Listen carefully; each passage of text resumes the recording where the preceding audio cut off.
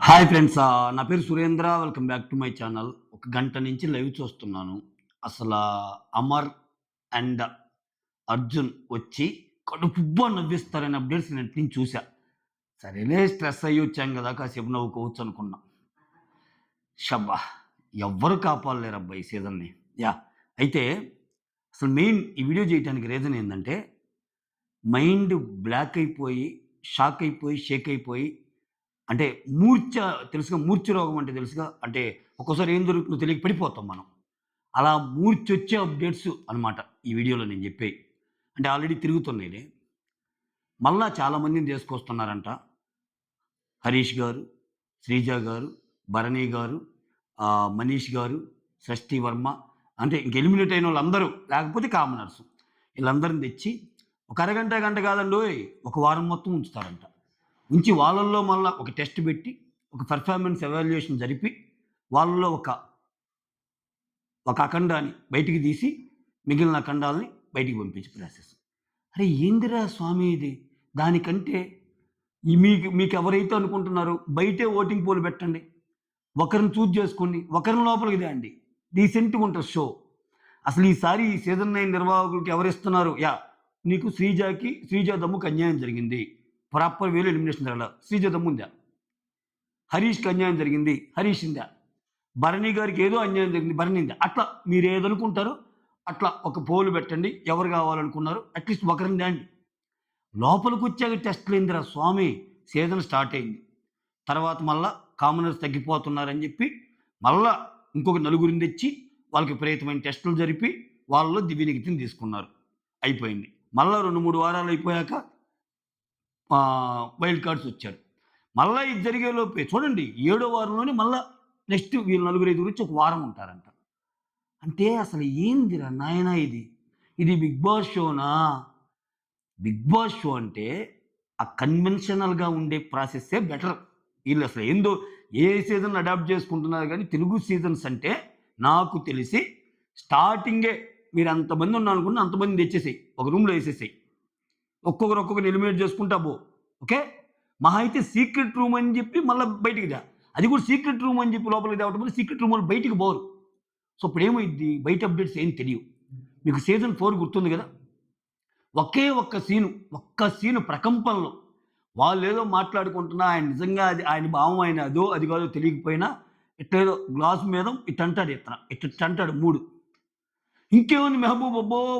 మూడేళ్ళు చూపించాడు అయిపోయింది. సోయలు కనిపెట్టేసాడు, డబ్బా తీసుకున్నాడు, డబ్బులు పట్టుకొచ్చాడు. ఏది అట్లా ఏదో ఆయన సరదాగా అన్నదాన్ని.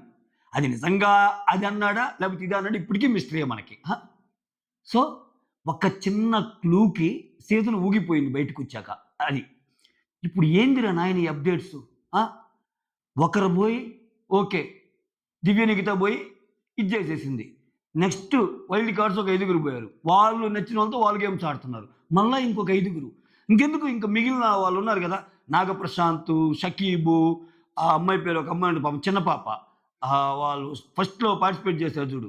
ఆయన, ఒకాయన ఉన్నాడు గదా పాపం. హ్యాండీక్యాప్ ఆయనేం పాపం జేశాడు? ఫిజికల్లీ హ్యాండీక్యాప్ అయ్యి గూడా విపరీతంగా ఆడతాడు గదా ఆయన. ఆయన ఒకాయన్ని ఎలిమినేట్ చేస్తాడు చూడరా ఫస్ట్‌లో అగ్ని పరీక్షలో. శ్వేతా శెట్టి ఆయన పేరు ప్రసన్న కుమార్. ఇంక వాళ్ళని కూడా తేండబ్బా! వాళ్ళని కూడా తెచ్చి కలిసుంటే కలదు సుఖం గమ్మని సంసారం అమ్ముల పువ్వుల జడిలో దిమ్ములదిరిపోయే వస్తారా మా ఇంటికి ప్రతిరోజు సంక్రాంతికి సీజను 9 సో, మొత్తానికి సీజన్ 6 వాళ్ళు కాలర్ ఎగరేసుకునే టైం ఆసన్నమైంది. సీజన్ 6 కంటెస్టెంట్స్ మీరు కాలర్ ఎగరేసుకుంటారు అంతే.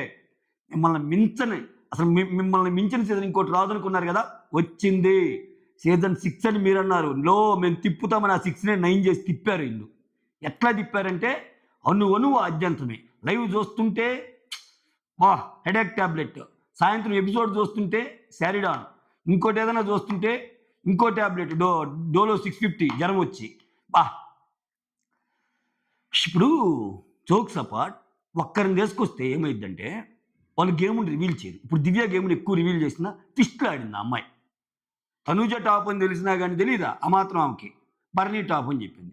ఇప్పుడొచ్చే ఒక్కరనుకో సపోజ్ శ్రీజ వచ్చిందబ్బా! Wise girl Sreeja. శ్రీజ చెప్పదు. పొజిషన్స్ ఖచ్చితంగా చెప్పదు శ్రీజ. దానికి తగ్గట్టు గేమ్ ఆడిద్ది.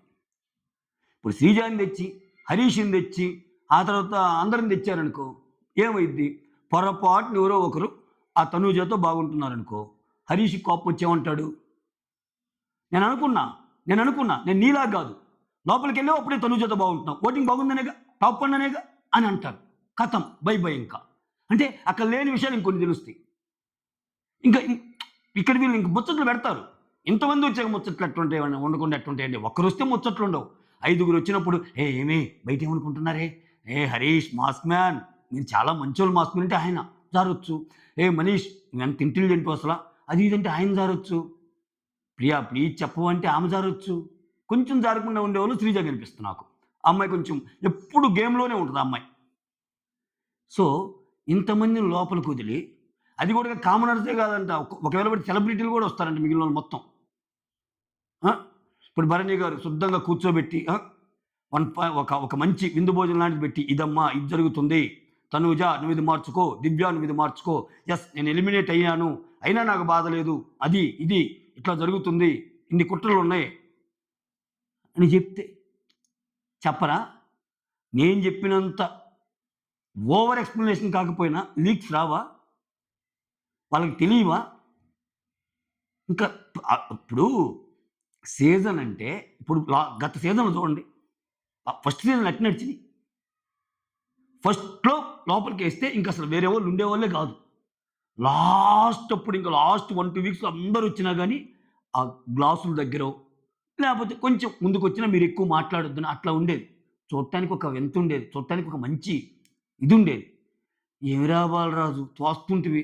మూడో వారం మళ్ళా ఒకరు, ఐదో వారం నలుగురు, ఆరో వారం ఇద్దరు, ఏడో వారం ఇట్లా పోవటం, ఇట్లా రావటం, ఇట్లా పోవటం, ఇట్లా రావటం, ఇట్లా పోవటం, ఇట్లా రావటం. మెంటలెక్కి పిచ్చెక్కిపోద్ది. ఉన్నోళ్ళకి పిచ్చెక్కిపోద్దక్కడ.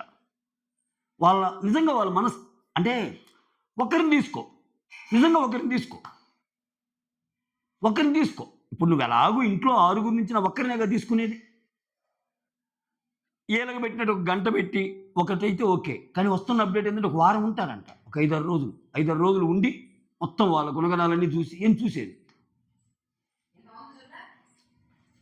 షబ్బో! ఖచ్చితంగా ఎర్త్ షేకింగ్ అప్డేట్. భూకంపం వచ్చే అప్డేట్సు.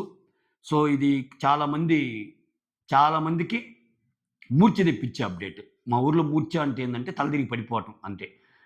అంటే చేతిలో తాళాలు గుర్తుపెడతారు మూర్ఛొచ్చి పడినప్పుడు. అంటే ఏం తెలియని స్థితిలో కొంచెం సొమ్మసిల్లి పడిపోతుంటారు. ఈ అప్డేట్స్ ఇంకా అట్టుంది. ఆ లైవ్ చూస్తుంటే టాప్ 5లో ఉండాలని ఎందుకు అనుకుంటున్నావు అంటే ఉండాలనుకున్నా. నో అట్లా చెప్పకూడదు ఉండాలని అనాలంటున్నారు ఈళ్ళు. ఈళ్ళేందో అసల. ఆ!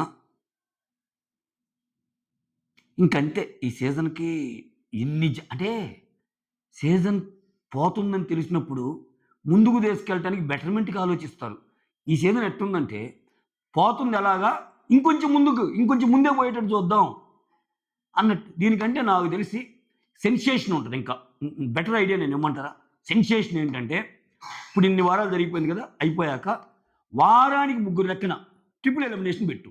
చరిత్రలో సూపర్ ఉంటది. లాస్ట్‌లో ముగ్గురు నలుగురిని పెట్టి క్లోజ్ చేసేయి. ఎక్సలెంట్ టీఆర్‌పీస్ వస్తాయి. ఉన్న 3, 4 వారాలైనా. ఏది లేకపోతే ఇది. ఆ!